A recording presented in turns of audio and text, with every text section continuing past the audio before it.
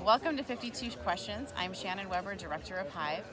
Every year, HIVE answers hundreds of questions from patients, their partners, and providers, and each week in 2018, we're bringing one of those frequently asked questions to you in video format.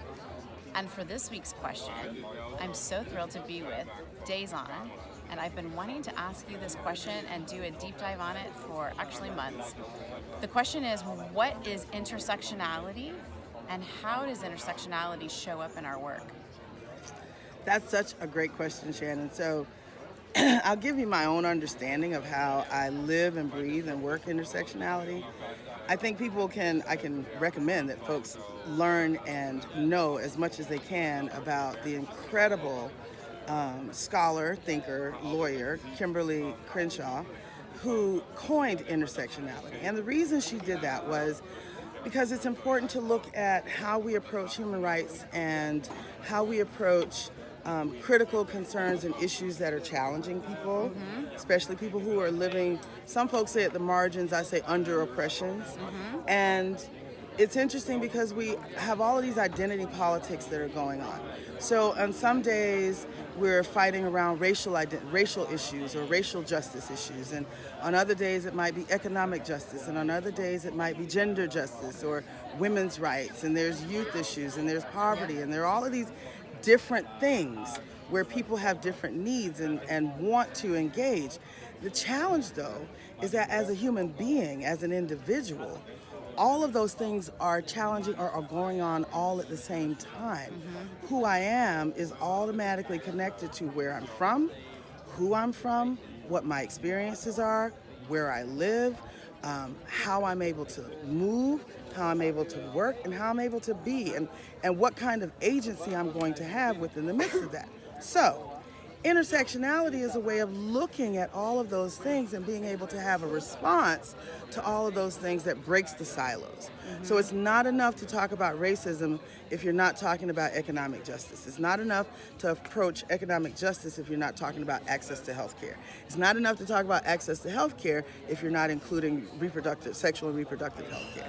So you can go on and on if you're looking at all of the different places where in the health sector or in the rights movement or in the legal world or in the corporate world, wherever it is, if you're not taking the full context of everything someone is dealing with, then you can't be intersectional about it.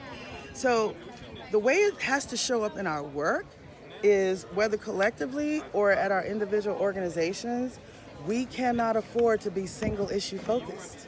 You know, I'm a co-founder of the reproductive justice movement. I'm a co-founder of SisterSong, National Women of Color Reproductive Justice Collective, and I'm also the founder of SisterLove, right?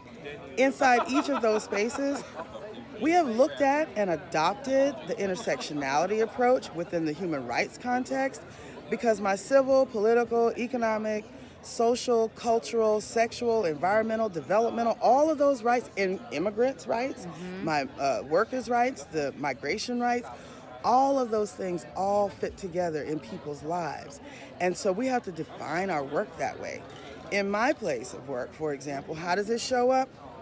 My service delivery work, testing, counseling, access to services, linkage to care, providing support for people living with HIV, is also going to be intersected with advocacy and activism and being able to talk about housing rights and dealing with criminalization and dealing with sexual and reproductive justice and dealing with access to health care and housing. All of those pieces fall together between service delivery and between being able to engage the very people who are in need of those services to be involved in changing the parts of their own intersections that they can be involved in meaningfully and proactively. So that's intersectionality. The way I live my life and all the things that are connected to all of that, barriers and facilitators, are the very things that our programs should be responsive to, removing those barriers and being able to deal with those things directly. Thank you for joining us for 52 Questions and explaining what intersectionality means.